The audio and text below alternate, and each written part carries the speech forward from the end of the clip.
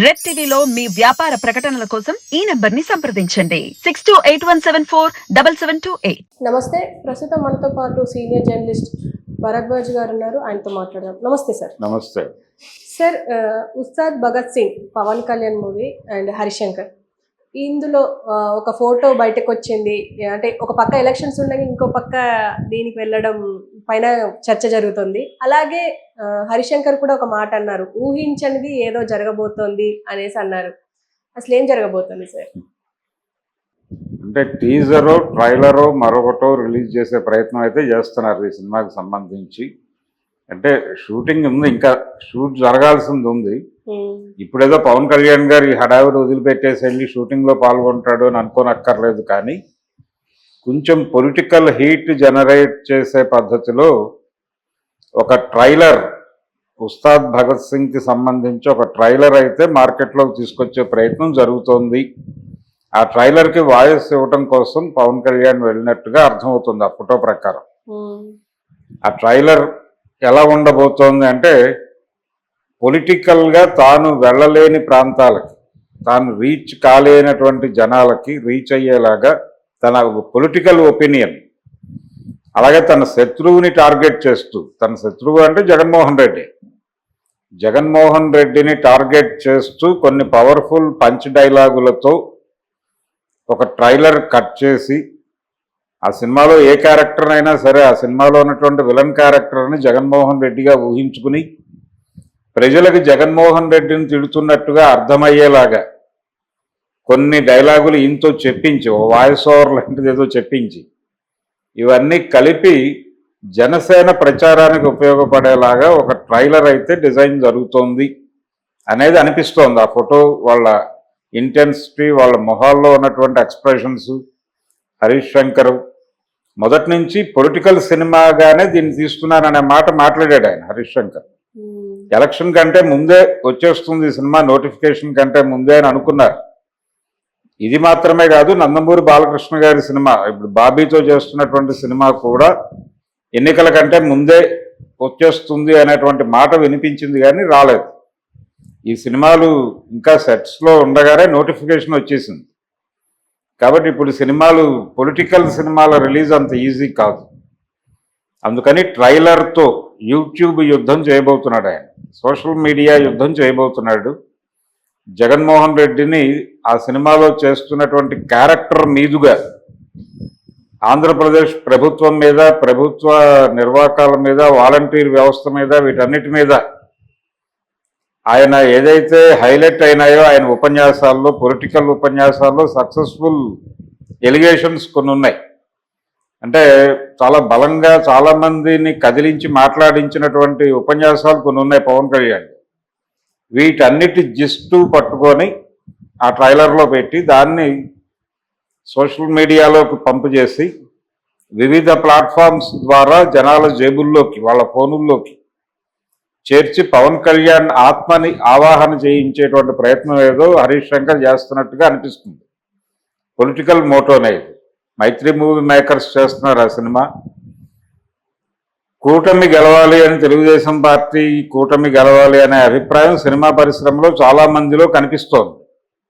అందుకని తమ వంతు సహకారంగా, అదేదో ఉడతా భక్తి అంటారు కదా, ఆ ఉడతా భక్తిగా తమ వంతు సహకారంగా ఈ ట్రైలర్ని పంపు చేస్తున్నారు. ఈ ట్రైలర్ చేయటం కోసం ఆయన ప్రత్యేకంగా చిలకలూరుపేట సభలో పాల్గొన్నాడు. ఆయన వరుసగా సభల్లో ఉన్నాడు పవన్ కళ్యాణ్.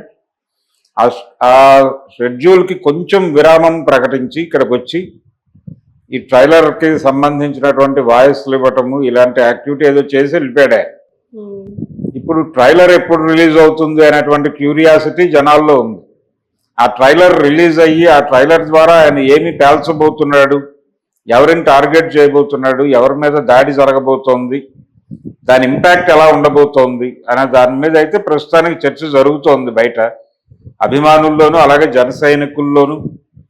తెలుగుదేశం శ్రేణులు కూడా కొంచెం ఇంట్రెస్టింగ్గా, ఆతృతగా చూస్తున్నారు. కానీ ఒక అద్భుతమైన అవకాశం వచ్చి కోల్పోయాడు ఆయన పవన్ కళ్యాణ్.